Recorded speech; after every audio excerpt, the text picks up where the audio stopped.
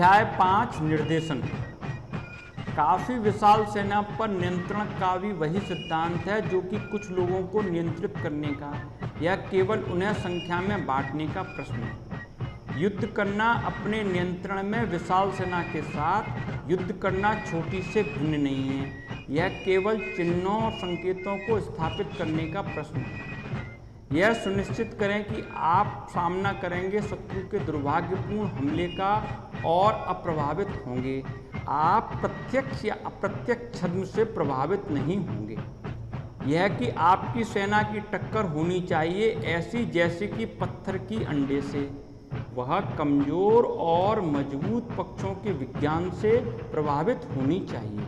सभी युद्धों में परोक्ष तरीके का प्रयोग लड़ाई से जुड़ने के लिए कर सकते हैं, परंतु अपरोक्ष तरीके की जीत को निश्चित करने के लिए जरूरत होती है। अपरोक्ष युक्तियां दक्षता से अपनाएं। वह अनंत हैं, स्वर्ग और पृथ्वी के समान, ना खत्म होने वाली नदी और धारा के प्रवाह की तरह, सूरज और चंद्रमा की तरह। वे खत्म होती हैं और फिर नए जैसी शुरुआत करती हैं।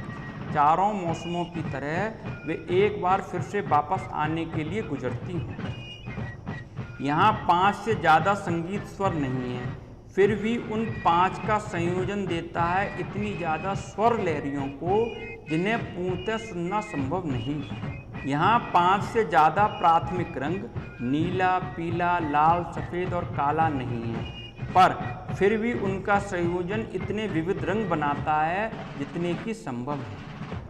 यहाँ 5 से ज़्यादा मुख्य स्वाद खट्टा, मीठा, नमकीन, कड़वा और नीरस नहीं है, पर उनके संयोजन बनाते हैं इतने पटु जितना कि किसी ने भी स्वाद लिया।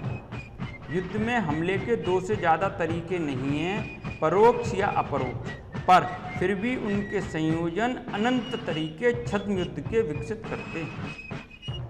कभी परोक्ष और कभी अपरोक्ष एक दूसरे का बारी बारी से नेतृत्व करते हैं। यह एक तरह से गोल घेरे में घूमना है। आप कभी भी अंत के नज़दीक नहीं पहुंचते। कैसे आप उनके संयोजन की संभावना जान सकते हैं? उसकी फौज की शुरुआत होती है तूफान के प्रवाह जैसी, जो अपने रास्ते में आने वाले पहाड़ को भी हिला देता है। उसके निर्णय लेने के गुण उस बात के समायोचित निर्णय लेने के समरूप होते हैं जो कि ऊंचाई से तीव्रता से चोट करता है और अपने शिकार को नष्ट कर देता है। इसलिए अच्छा लड़ाकू अपनी शुरुआत में भयानक होता है और अपने निर्णय में उद्यत होता है। ऊर्जा खिंची कमान से जुड़ी हो सकती है, परंतु निर्णय अंततः तीर के छोड़ने पर ही होगा।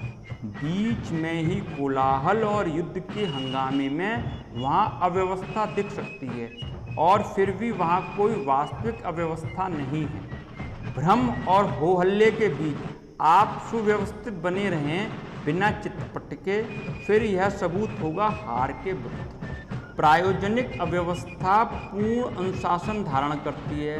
प्रायोजनिक डर साहस को धारण करता है। प्रायोजनिक कमजोरी शक्ति को धारण करती है।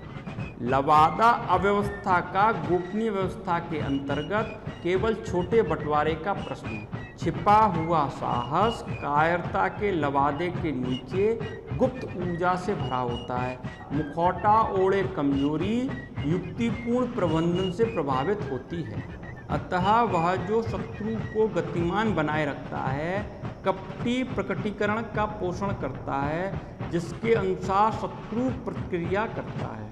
वह कुछ चीज़ों का त्याग करता है जिन्हें शत्रु छीने। चारा डालकर वह उसे आकर्षित करता है, फिर चुने हुए साथियों के साथ वह उन पर घात लगाता है। चतुर योद्धा संग्रहित ताकतों का प्रभाव देखता है और बहुत कुछ व्यक्ति विशेष से नहीं चाहता।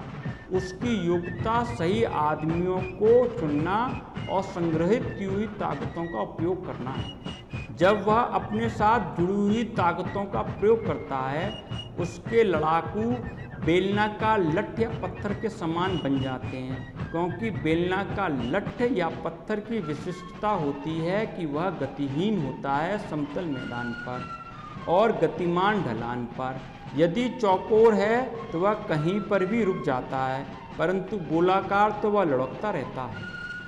अतः उसकी ताकत जो कि अच्छे योद्धाओं से पैदा हुई है वह उस गति के समान है जो बेलनाकार लठ या पत्थरों के ऊंचे पहाड़ों से लुढ़कने से पैदा होती है। यह काफ़ी है ऊर्जा के विषय में कहना है।